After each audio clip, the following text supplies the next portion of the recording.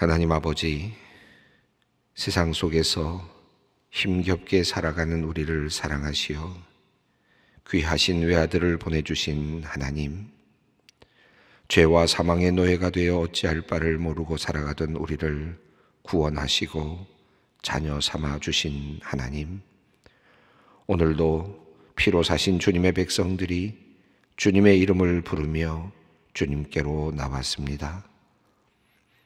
우리 예수님께서는 모든 고난을 친히 겪으셔서 우리를 이해하시고 불쌍히 여기시며 오늘도 하나님 보좌 우편에서 우리를 위해 친히 간구하시기에, 또한 보혜사 성령님께서 말할 수 없는 탄식으로 우리의 기도를 돕고 계시기에 힘을 내어 주님께 간절한 마음으로 우리의 소원을 아뢰옵니다.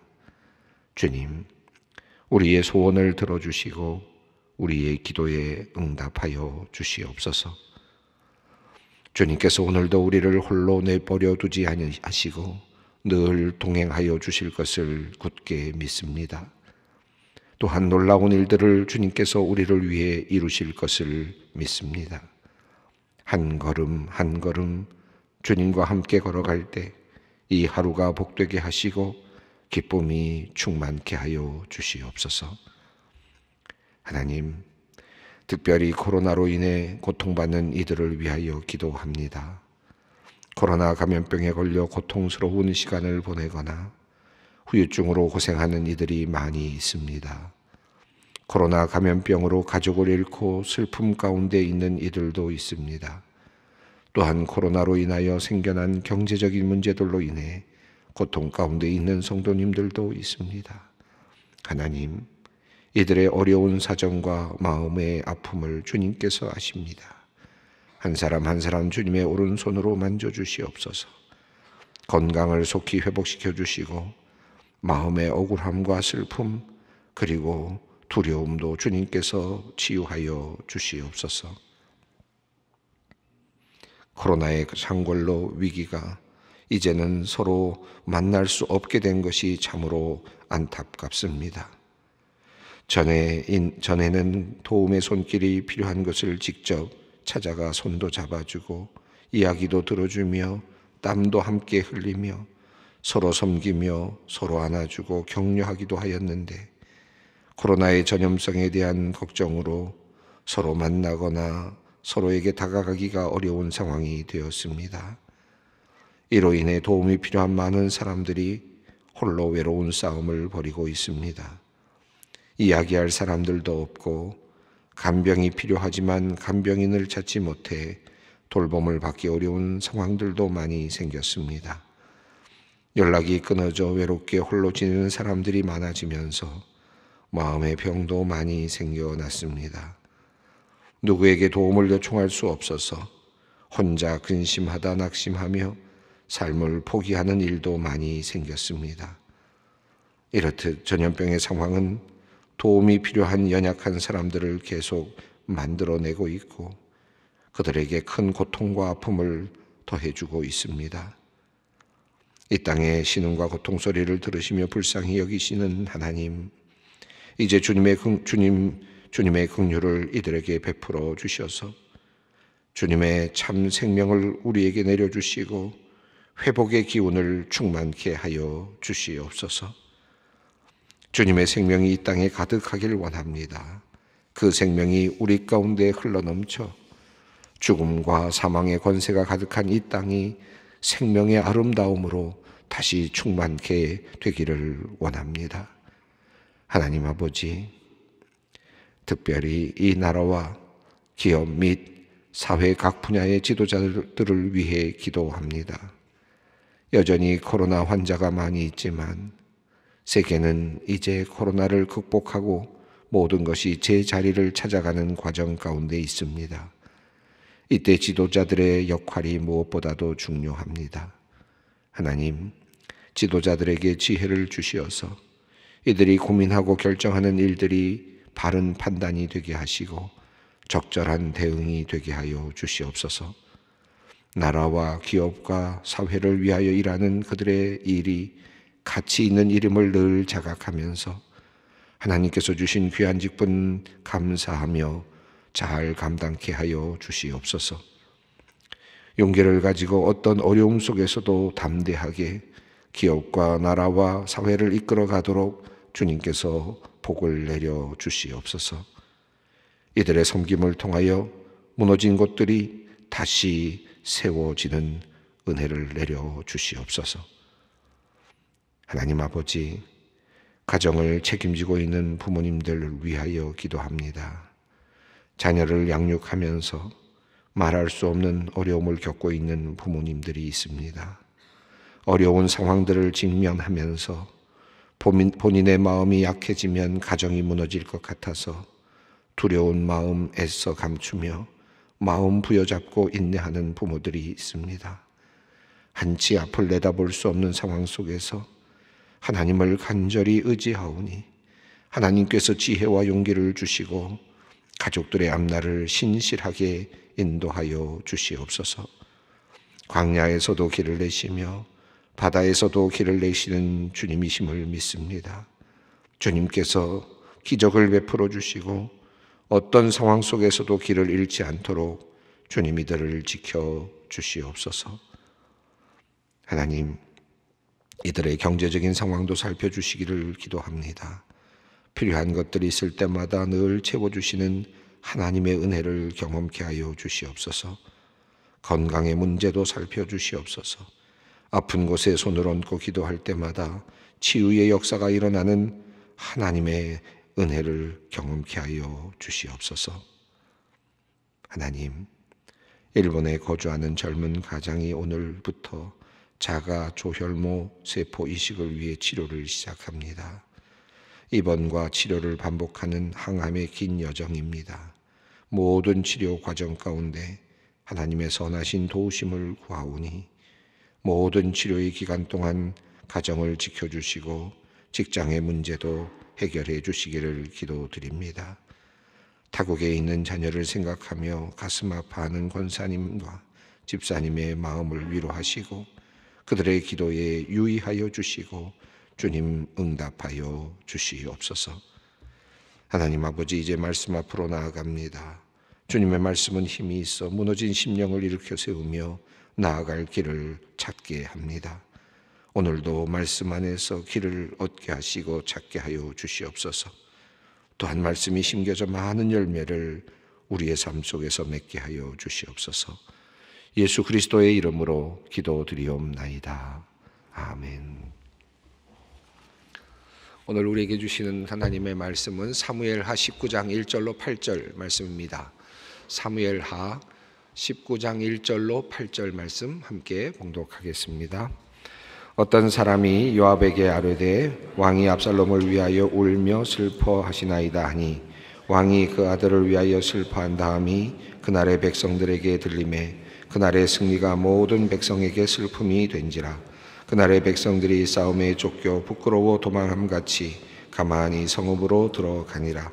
왕이 그의 얼굴을 가리고 큰 소리로 부르되 내 아들 압살롬아 압살롬아 내 아들아 내 아들아 하니 요압이 집에 들어가서 왕께 말씀드리되 왕께서 오늘 왕의 생명과 왕의 자녀와 처첩과 비빈들의 생명을 구원한 모든 부하들의 얼굴을 부끄럽게 하시니 이는 왕께서 미워하는 자를 사랑하시며 사랑하는 자는 미워하시고 오늘 지휘관들과 부하들을 멸시하심을 나타내심이라. 오늘 내가 깨달았으니 만일 압살롬이 살고 오늘 우리가 다 죽었다면 왕이 마땅히 여기실 뻔하셨나이다. 이제 곧 일어나 나가 왕의 부하들의 마음을 위로하여 말씀하옵소서. 내가 여호와를 두고 맹세하옵나니 왕이 만일 나가지 아니하시면 오늘 밤에 한 사람도 왕과 함께 머물지 아니할지라. 그리하면 그 화가 왕이 젊었을 때부터 지금까지 당하신 모든 화보다 더욱 심하리이다 하니 왕이 일어나 성문에 앉음에 어떤 사람이 모든 백성에게 말하되 왕이 문에 앉아 계신다 하니 모든 백성이 왕 앞으로 나아오니라. 아멘. 예, 압살롬의 반역과 반란, 그리고 또 압살롬의 그 처형이 있었습니다. 압살롬이 이제 전쟁 가운데서 죽게 되는 이야기가 있었고, 그리고 그 사실이 다윗 왕에게 전달되는 장면이 어제 본문 속에 있었습니다. 자, 오늘은 다윗 왕이 그 사실을 알게 되고 이제 슬퍼하는 내용인데, 그것과 더불어서 이제 백성들이 또 그것을 알고 또 마음이 괴로워하는 그런 내용입니다. 전체적인 큰 흐름으로 본다면 다윗의 죄, 그리고 다윗의 어떤 그 허물, 이런 것들이 결과적으로 어떤 문제를 야기했는지, 그리고 또 그 죄들이 어떻게 계속해서 또 다른 결과를 만들어내고 있는지를 우리가 살펴볼 수 있는 큰 흐름이라고 할 수 있겠습니다. 밧세바를 범했던 그 작은 것 같았던, 왕으로서는 얼마든지 할 수 있을 것 같았던 그 권력의 사용이, 그리고 또 얼마든지 한 사람쯤은 그저 죽여도 될 것 같았던 그런 우리아를 죽이는 그러한 권력의 남용이 결과적으로는 큰 하나의 형벌이 되어서 계속해서 이제 또 다른 문제로, 또 다른 하나의 큰 결과로 나타나는 것을 우리가 살펴보았습니다. 결국 자기 자신이 그렇게 그 욕정을 감추지 못하고 또 여인을 취했던 것이 결과적으로는 암논이 또 그렇게 자기 아들이 그렇게 하는 것을 보게 되고, 그것에 대한 적절한 대응을 하지 못하게 되고, 또 그 다음에는 또 그것 때문에 또 생겨난 파생된 또 문제 때문에 압살롬이 암논을 죽이게 되고, 또 암논을 죽이면서 또 아버지에 대한 어떤 반항감이 생겨나게 되고, 그리고 나선 또 결과적으로 이렇게 반역에까지 이르는 이와 같은 긴 역사를 우리가 살펴보게 됩니다.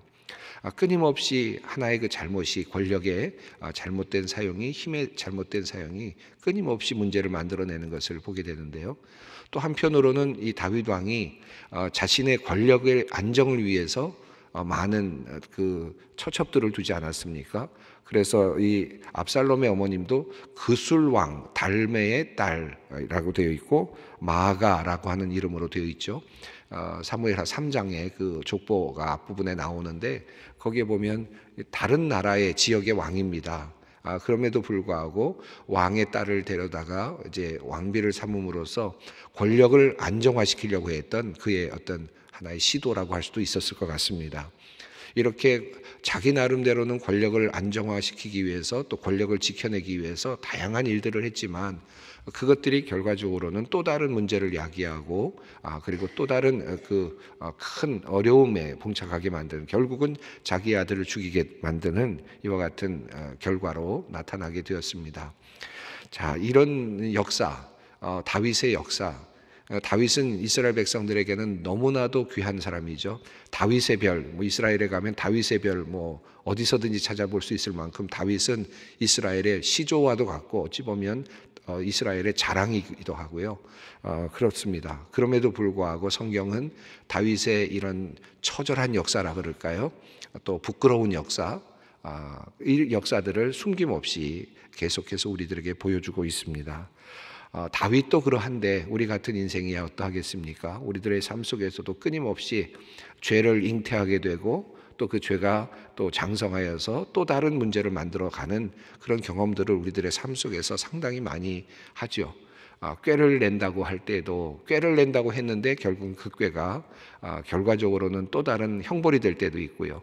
또 문제를 잘 해결한다고 했지만 조금 내가 그저 조금 잘못했다고 생각했지만, 그 조금 잘못하는 것이 내가 가지고 있는 권력을 조금 사용했다고 생각하는데, 그것이 어떤 사람에게는 너무나도 큰 충격이 되고 큰 문제가 되고, 때로는 가정이 파탄이 나기도 하는 이런 경험들을 또 우리들의 삶 속에서 사실은 나도 알지 못하는 사이에 할 수가 있습니다. 특별히 권력을 가진 사람들은 더욱더 그러할 것입니다. 정치적인 권력을 가진 사람들 특별히 그러하고, 또 사회적인 지도층에 있는 모든 사람들이 특별히 그러하다고 할 수 있겠습니다.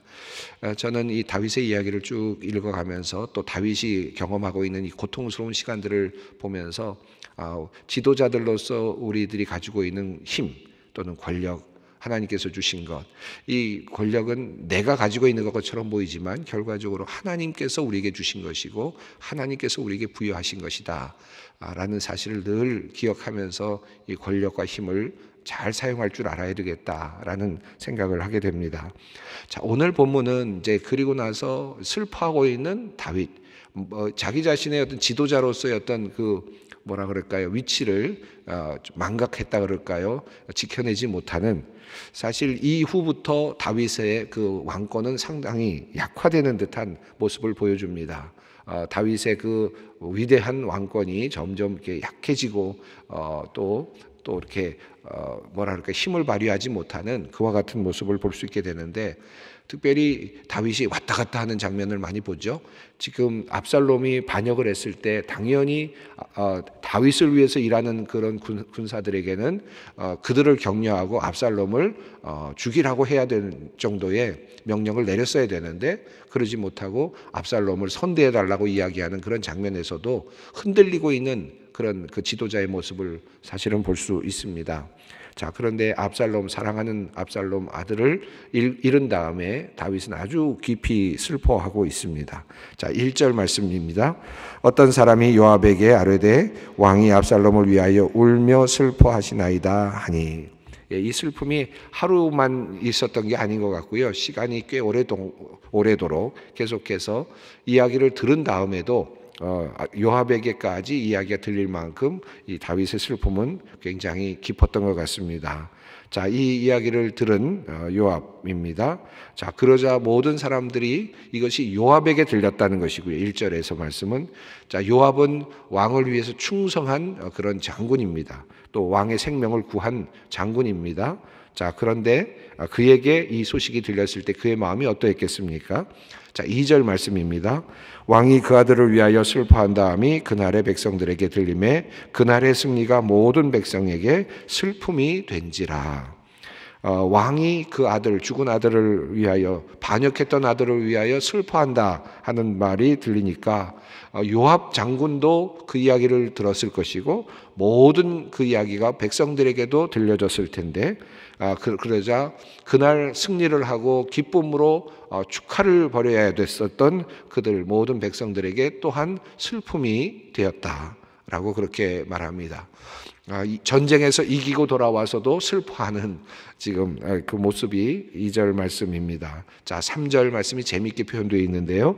그날의 백성들이 싸움에 쫓겨 부끄러워 도망함같이 가만히 성읍으로 들어가니라.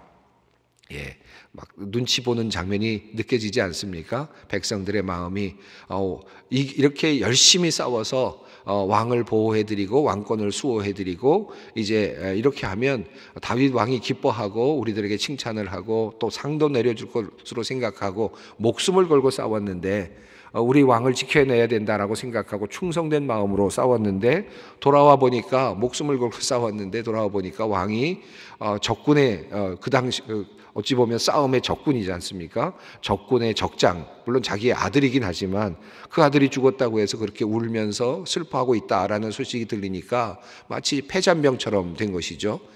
승리한 군사들이 패잔병처럼 가만히 집으로 들어갔다, 이렇게 이야기를 하고 있습니다. 성읍으로 조용히 들어갔다.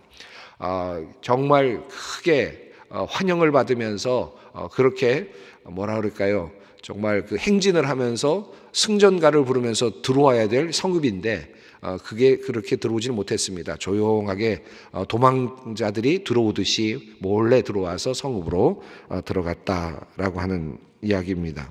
여전히 압살롬을 향한 슬픔이 표현됩니다. 4절 말씀입니다. 왕이 그의 얼굴을 가리고 큰 소리로 부르되 내 아들 압살롬아 압살롬아 내 아들아 내 아들아 하니.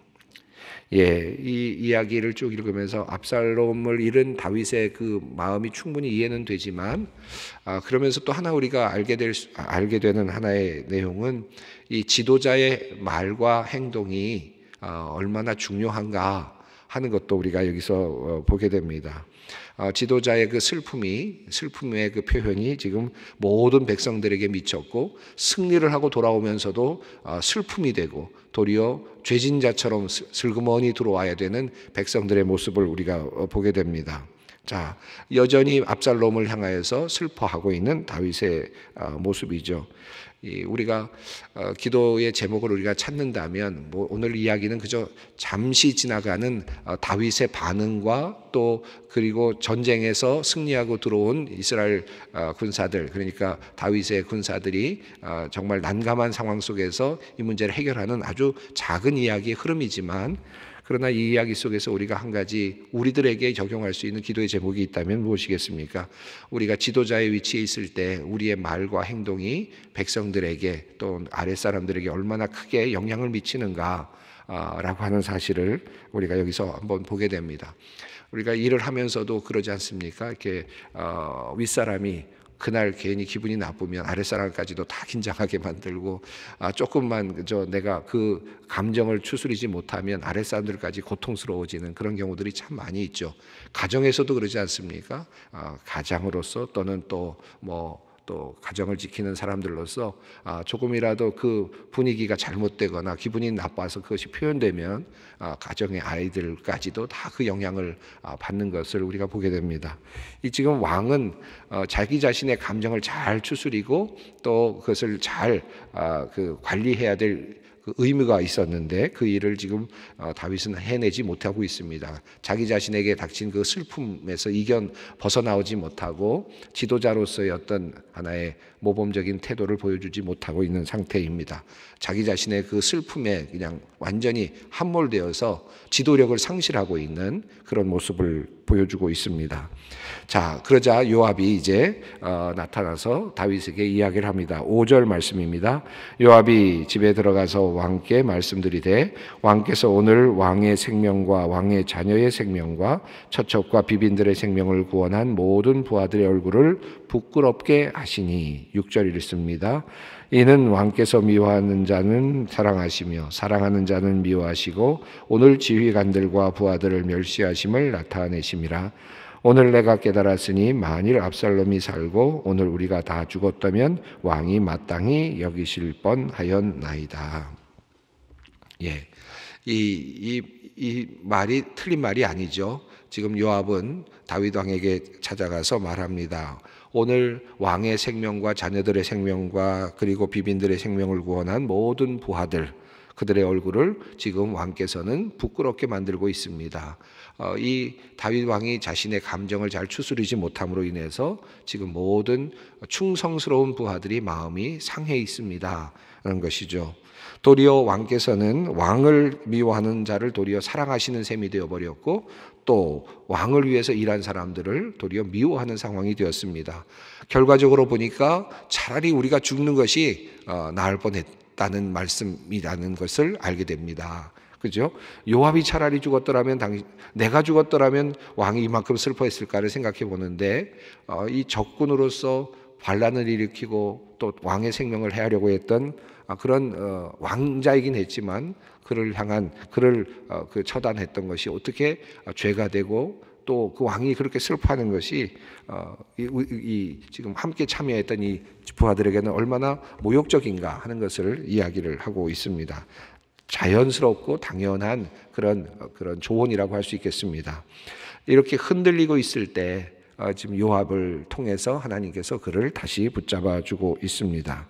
자, 그리고 7절에서 그는 조언을 합니다. 함께 읽습니다. 이제 곧 일어나 나가 왕의 부하들의 마음을 위로하여 말씀하옵소서. 내가 여호와를 두고 맹세하옵나니 만일 나가지 아니하시면 오늘 밤에 한 사람도 왕과 함께 머물지 아니할지라. 그리하면 그 화가 왕이 젊었을 때부터 지금까지 당하신 모든 화보다 더욱 심하리이다 하니. 예, 이제 부하들을 위로해야 됩니다. 부하들의 마음을 위로해야 됩니다. 그렇지 않으면 당신을 따를 사람이 없을 것입니다 라고 하는 아주 충직한 조언을 해주고 있습니다. 흔들리고 있을 때 요압과 같은 그런 그 훌륭한 장군이 그의 옆에 있었다는 것은 굉장히 그에게는 큰 복이 아닐 수 있었습니다. 요압이 때로는 과격하기도 했고 또 여러 가지 문제도 인간이기 때문에 문제도 야기했지만, 그러나 지금 이 이야기 속에서 요압은 다윗을 아주 철저히 돕고 있는, 다윗의 왕권을 굳건하게 만드는 충성스러운 신하로 나타나고 있습니다. 압살롬을 죽이지 않았더라면 아마 그 나라는 훨씬 더 복잡하고 어려운 국면으로 처해졌을 가능성이 높겠지요. 요압이 그 흔들리고 있는 그 다윗의 마음을 알았지만 그럼에도 불구하고 압살롬을 처단했고, 또 그 압살롬의 죽음을 지금 애도하고 있는 그 다윗 왕을 다시 일어날 수 있도록 그렇게 격려하고 있습니다. 이 이야기도 그저 흘러 지나가는 이야기지만 우리가 이 이야기 속에서 기도의 제목을 찾는다면, 여러분 또 우리가 대부분 지도력을 가지고 있는 분들이 많이 계시는데 나를 도와줄 수 있는 사람, 내가 흔들릴 때 나를 도와줄 수 있고 나의 마음을 붙잡아 줄 수 있는 친구, 혹은 또는 부하 직원이라든지 함께 할 수 있는 충직한 사람들, 그런 사람들이 나에게 필요합니다. 내가 회사를 이끌어갈 때나 내가 또 어떤 일을 할 때나 내 옆에서 나의 감정을 추스릴 수 있도록 도와줄 수 있는 좋은 사람을 옆에 보내주십시오 라고 하는 기도의 제목을 찾아봄도 좋을 듯 합니다. 여기서 중요한 것은 7절 말씀에 있는 것처럼 아랫사람들의 마음을 헤아릴 수 있는 능력이 필요하다는 것이죠. 지금 이 지도자 다윗, 왕 다윗은 자기의 감정에만 지금 깊이 들어가 있습니다. 그래서 내 옆에 있는 부하들, 그를 위해서 지금 충성을 다하고 있는 사람들, 충직한 사람들의 마음을 헤아리는 능력을 지금 상실했습니다. 자기의 아들 잃어버린 것에만 지금 그냥 완전히 함몰되어 있는 거죠. 그런데 사실 그 옆에 충직한 지금 종들이 있고 또 군사들이 있고 부하들이 있었다. 그들의 마음을 지금 헤아리지 못하는 그런 다윗의 모습을 또다시 보게 됩니다. 우리가 밑에 사람들의 마음도 헤아릴 줄 알았으면 좋겠다. 오늘 기도의 제목으로 또 하나 함께 얹어 놓았으면 좋겠습니다. 8절 말씀 읽습니다. 왕이 일어나 성문에 앉음에 어떤 사람이 모든 백성에게 말하되 왕이 문에 앉아 계신다 하니 모든 백성이 왕 앞으로 나아오니라. 왕이 이제 드디어 문 밖으로 나아갔고, 그리고 백성들을 만나기 시작합니다. 그리고 이제 환영을 하고 축제를 벌였다는 의미로 8절이 적혀 있습니다. 이제 회복이 되고 다시 이제 마음을 추스리고 그리고 제대로 이제 왕의 역할을 감당하고자 하는 그 다윗의 모습이 있습니다. 그 옆에서 돕는 요압의 모습도 굉장히 두드러지게 나타나고 있습니다. 오늘 본문 말씀 그저 어찌 보면 그저 하나의 사건이고 지나가는 이야기지만 이 속에서 우리가 기도의 제목 몇 가지를 찾아보았는데요. 여러분 그 기도의 제목 우리가 붙잡고 또 함께 기도의 자리로 나아가도록 하겠습니다. 하늘에 계신 우리 아버지, 아버지의 이름을 거룩하게 하시며 아버지의 나라가 오게 하시며 아버지의 뜻이 하늘에서와 같이 땅에서도 이루어지게 하소서. 오늘 우리에게 일용할 양식을 주시고 우리가 우리에게 잘못한 사람을 용서하여 준 것 같이 우리의 죄를 용서하여 주시고 우리를 시험에 빠지지 않게 하시고 악에서 구하소서. 나라와 권능과 영광이 영원히 아버지의 것입니다. 아멘.